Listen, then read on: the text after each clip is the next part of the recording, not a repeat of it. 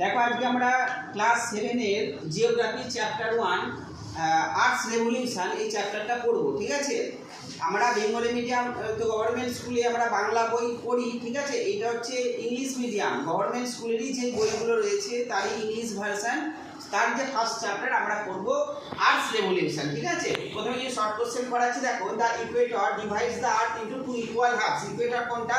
এটা হচ্ছে আর্থ। ঠিক আছে, ইকুয়েটর কোনটা? এটা হচ্ছে আর্থ। ঠিক আছে, এটা হচ্ছে আর্থ।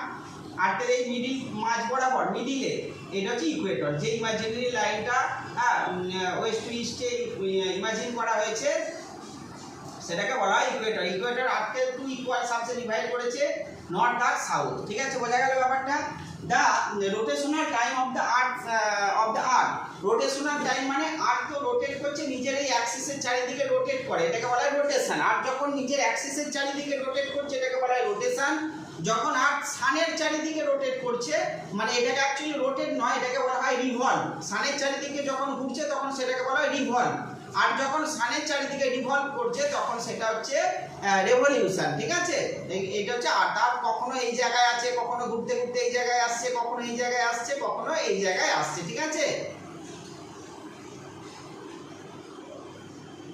হয়ে যাচ্ছে ব্যাপারটা। এইটাকে বলা হচ্ছে এই যে আর্থের অ্যাক্সিসের চারিদিকে এই যে অ্যাক্সিসে আর্থের এই যে একবার পুরোটা ঘুরে আসতে সময় লাগে কত? 23 আওয়ার্স। হ্যাঁ, 23 আওয়ার্স 56 মিনিটস আর 4 সেকেন্ড, 23 ঘন্টা 56 মিনিট 4 সেকেন্ড। ঠিক আছে, অর্থাৎ 20 আওয়ার্স। ঠিক আছে, এই টাইমটাকে কি দিয়ে বলা হয়? সাইডেরিয়াল ডে। তাই তো, সাইডেরিয়াল ডে মানে কোনো স্টারের নিরিখে এটাকে কিন্তু ইমাজিন করা হয়। ঠিক আছে, কিন্তু যখন আমরা 24 আওয়ার্স ধরি এটাকে সোলার ডে ধরে হিসেবে সানের নিরিখে কিন্তু আমরা এই 24 আওয়ার্স ধরি। ঠিক আছে, এটা একটা এক্সট্রা ইনফরমেশন দিয়ে দিলাম। The shape of the earth orbit, earth অরবিটের শেপ কেমন? আর্থের অরবিট কোনটা? এই যে ইলিপ্টিক্যাল পাথটা, এইটা যেটায় আর্থ সানের চারিদিকে রিভলভ করছে এই পাথটাকে বলা হয় কি না? হচ্ছে আর্থ অরবিট। এইটা শেপ কেমন? এটা শেপ হচ্ছে ইলিপ্টিক্যাল অর ওভাল শেপ। ঠিক আছে, ফোর্থ কোশ্চেন কি? The earth revolves around the sun in the direction of west to east. আগেও বলেছি আর্থ নিজের অ্যাক্সিসের চারিদিকে যে রোটেশন হচ্ছে সেই রোটেশনটাও কিন্তু ওয়েস্ট টু ইস্টে হচ্ছে, অর্থাৎ অ্যান্টি ক্লকওয়াইজ, ঘড়ির কাঁটার বিপরীত দিকে ঘুরছে। ঠিক আছে, আর ঠিক সেরকমই আর্থ কিন্তু সানের চারিদিকে আর্থের রিভলভ হচ্ছে ওয়েস্ট টু ইস্টে। ঠিক আছে, তারপরে কি পরের কোশ্চেনটা? The speed of the escape velocity. Escape velocity মানে কি?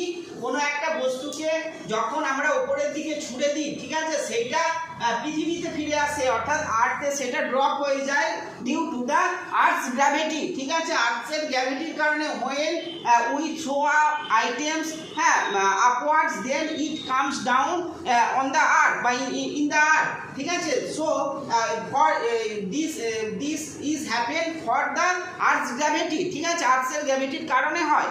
ঠিক আছে, but when we throw items with the speed of 11.2 kilometers per second, then it escape upwards, হ্যাঁ, বা earth's gravity escape above the earth's gravity, earth's গ্র্যাভিটির উপরে পৌঁছে যায়। ঠিক আছে, এটা 11.2 কিলোমিটার পার সেকেন্ডে যদি থ্রো করা হয় তাহলে সেটা কিন্তু আর্থের গ্র্যাভিটির বাইরে চলে যাবে। ঠিক আছে, এবং এটাকে বলা হয় escape velocity. This is called escape velocity. তো তারপরে the speed of the earth annual motion আর রেভলিউশন। আর্থের এই যে অ্যানুয়াল মোশন আর রেভলিউশন হচ্ছে সানের চারিদিকে, এর স্পিডটা কত না? হচ্ছে 30 কিলোমিটার পার সেকেন্ডে আর্থ কিন্তু ঘুরছে সানের চারিদিকে। ঠিক আছে, the distance from the earth to sun, পৃথিবী থেকে সূর্যের দূরত্ব কত? 15 কোটি kilometre, 15 crore kilometre. The sun is located at one focus of the earth elliptical orbit. এই যে আর্থের যে ইলিপ্টিক্যাল অরবিটের ফোকাস মানে একদম সেন্টারে রয়েছে সান। ঠিক আছে, নরওয়েজ হ্যামারফেস্ট পোর্ট, নরওয়েজ হ্যামারফেস্ট পোর্ট, অর্থাৎ নরওয়ের যে হ্যামারফেস্ট যে পোর্ট বা বন্দরটা আছে সেখানে কিন্তু রাতের আকাশে মাঝরাতেও কিন্তু সূর্য দেখা যায়। ঠিক আছে, is known as land of midnight sun. ঠিক আছে, নিশীথ সূর্যের দেশ বলা হয়। হ্যাঁ, the earth axis is inclining 66.5 degree with its orbital plane. Earth হচ্ছে ইনক্লিন মানে টিল্টেড হয়ে রয়েছে অরবিটাল প্লেনের সঙ্গে, অর্থাৎ আর্থ এই যে অরবিটাল প্লেনের সঙ্গে কত ডিগ্রিতে টিল্টেড হয়েছে? 66.5 ডিগ্রি এতে টিল্টেড হয়ে রয়েছে, বেঁকে রয়েছে। কিন্তু আর নিজের এই অ্যাক্সিসের অ্যাক্সিসে কত ডিগ্রিতে টিল্টেড হয়ে রয়েছে, অ্যাক্সিসের সাথে 23.5 ডিগ্রিতে টিল্টেড হয়ে রয়েছে। বোঝা গেল না যায়নি? হয়ে যাচ্ছে ব্যাপারটা। বলছে দা ওয়ার্ড অ্যাপিহিলিয়ান, অ্যাপিহিলিয়ান মানে কি বলতো? অ্যাপিহিলিয়ান মানে হচ্ছে দূরে, অর্থাৎ যখন এই সূর্য থেকে পৃথিবীর দূরত্বটা, যখন এই সূর্য থেকে পৃথিবীর দূরত্বটা বেশি হবে, ঠিক আছে, যখন সূর্য থেকে পৃথিবীর দূরত্বটা বেশি হবে, ঠিক আছে, এই যে ধরো এটা দূরে, সূর্য থেকে পৃথিবীর দূরত্ব, এটা হচ্ছে অ্যাপিহিলিয়ান। অ্যাপিহিলিয়ান মানে হচ্ছে দূরে, ঠিক আছে, অর্থাৎ এটা কত কত 15 কোটি 20 লক্ষ, ঠিক আছে, 15 crore 20 লাখ। আর সূর্য থেকে পৃথিবীর দূরত্বটা যখন কম হয় মানে হচ্ছে 14 কোটি 70 লাখ, ঠিক আছে, মানে 14 crore আর হচ্ছে 70 লাখ। এটা হচ্ছে অ্যাপিহিলিয়ান, এটা হচ্ছে পেরিহিলিয়ান, ঠিক আছে, এটা অ্যাপিহিলিয়ান, এটা হচ্ছে পেরিহিলিয়ান। বোঝা যাচ্ছে?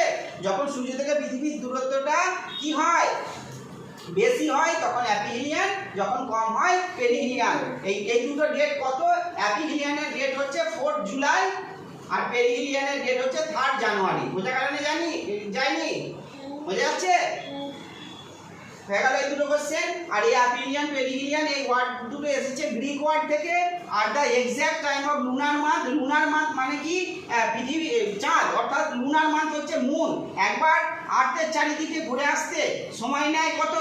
আর্থের চারিদিকে ঘুরে আসতে সময় নেয় 27 days and 1/3 days, 27 and 1/3 days, অর্থাৎ এটা অ্যাকচুয়াল পারফেক্ট টাইমটা হচ্ছে 27 দিন, 7 hours 43 minutes, 27 days 7 hours 43 minutes 11.47 seconds, ঠিক আছে, এটা হচ্ছে অ্যাকচুয়াল টাইমটা।